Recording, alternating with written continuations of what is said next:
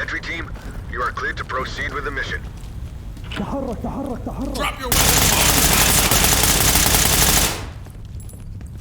Contact neutral. So the latest massive Ready or Not update has just become available to us plebs and not just the supporters edition. So we were able to get a couple of games in the other day, and yeah, first impressions of the update is absolutely incredible. You love to see it when updates add just a good amount of content, and the best thing for them to add for these type of games is different maps, different environments for you to play through. And not only did they do that, but they also expanded and extended some of their previous maps. And it just gives me a really good feeling with the direction that Ready or Not is heading in. Because sometimes you get these early releases, and once they've got that early release out, especially if it's been received well, they can kind of rest on their laurels a little bit, and then you don't get too much with updates. They end up being underwhelming and stuff like that. And this massive update really confirms the idea that these guys are not going to be happy with just a good early access. They're going to be wanting to work towards a solid, complete release of the game with plenty of new features, and it's not just going to be what we've seen in the early access.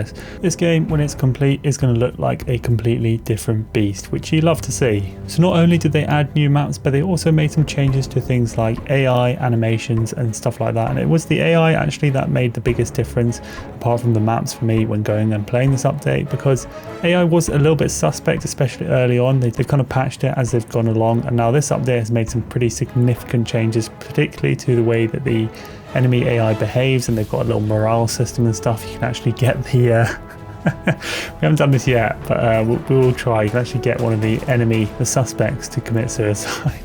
Good lord.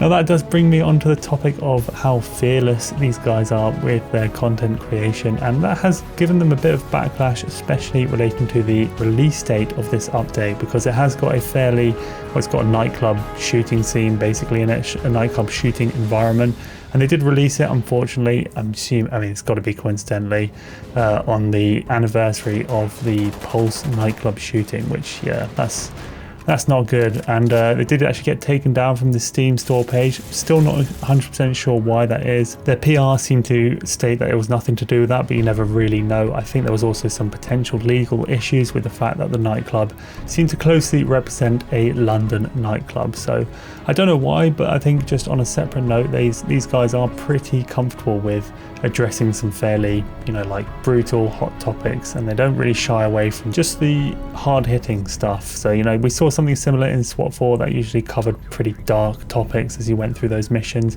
and Ready or Not, which is kind of a successor to SWAT 4 in many ways, is doing a similar thing. And although it draws criticism from these so-called gaming journalists, for us regular gamers, it's kind of a breath of fresh air in many ways. I'm not saying I'm massively looking out for some outrageousness and just liking things for the shock value, but it's just the fact that the shackles are kind of off these guys. They're not too worried about tiptoeing around and being especially safe, which is kind of refreshing to see.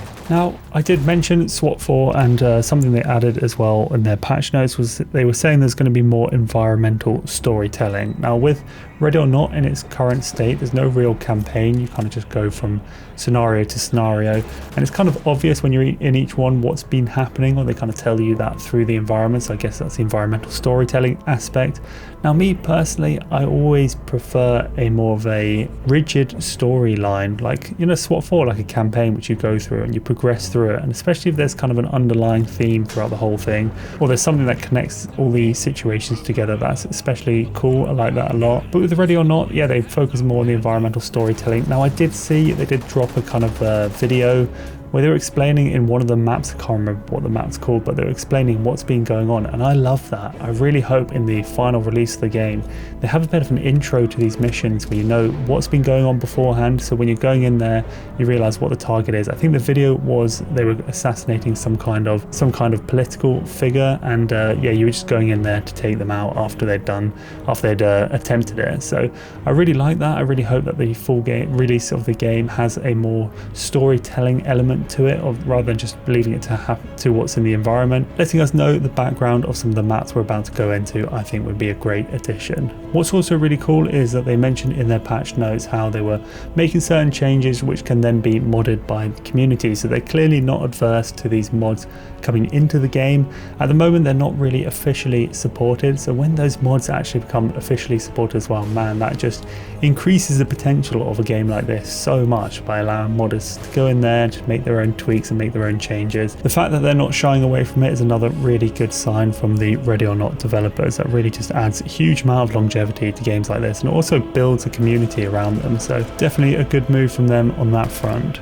So yeah, Ready or Not is continuing to be an excellent game. I mean, if you haven't got it, I mean, obviously pick it up, it would be my advice, but I'm also I'm going to be honest, I'd be really jealous of someone who hasn't played it at all and then only decides to play it when it comes out in full release, because yeah, the fact that they've made such a good update this one, I mean, I can't imagine what it's going to look like when it's actually released. It's going to be way different to what we've seen so far. Plenty of additions and stuff like that, plenty of improvements made. So if you're playing it for the first time when it's actually in full release, you'll be in for such a good experience. I really like what they've done with some of the older maps, the changes they've made. I mean, if you think about the hotel map, which they started off with immediately on early access release, that became like 4 or 5 times as big on a previous update, and you can tell they're working on some of the other maps as well to make them bigger and just making it so there's way more to them. So yeah, I imagine a lot of the maps that we played, especially in the early part of the early access, will look nothing like what they look like at the end, and I think they've all been hugely improved. It's not like they've just made them bigger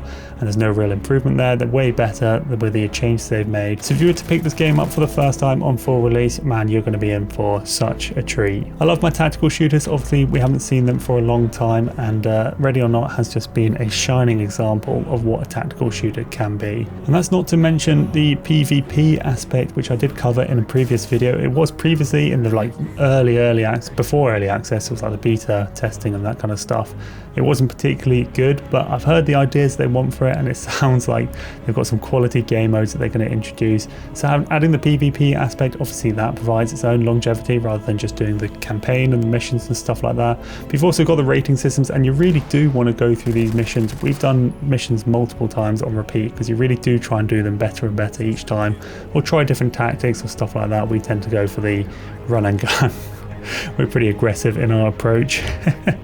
No civilians safe, I can promise you that. But yeah, if you add in the PvP aspect to this game, I really think, yeah, it's just going to be one of those game of the year contenders, especially when it comes out. I think it's just going to be such a good game, and I'm excited for it. You love to see it, developers doing well, they're kind of listening to the community well, they're giving plenty of feedback about what they're working on. You get to try out these levels before they really put all the textures in. I think they call it white box level. So with this latest update, they added a few of those as well. So yeah, I know I am gushing over this game quite a lot. I love my tactical shooters. We don't see too many of them, and I think they've done a really good job, and credit where credit's due. I've been quite critical of games, especially of late. They just seem to have fallen below the belt on a number of aspects, especially first-person shooters, but this is one which really they've nailed in my opinion. So well done to the team over there. I think keep doing what they're doing, keep taking risks. I love to see it, it's refreshing to see, and yeah, I can't wait to see where this game ends up. Anyway, I think I'll wrap this one up here, guys. I hope you enjoyed it. I hope it wasn't too much of a gushing over this game, but yeah, if you did enjoy it, make sure you leave a like and also think about subscribing. Cheers, guys.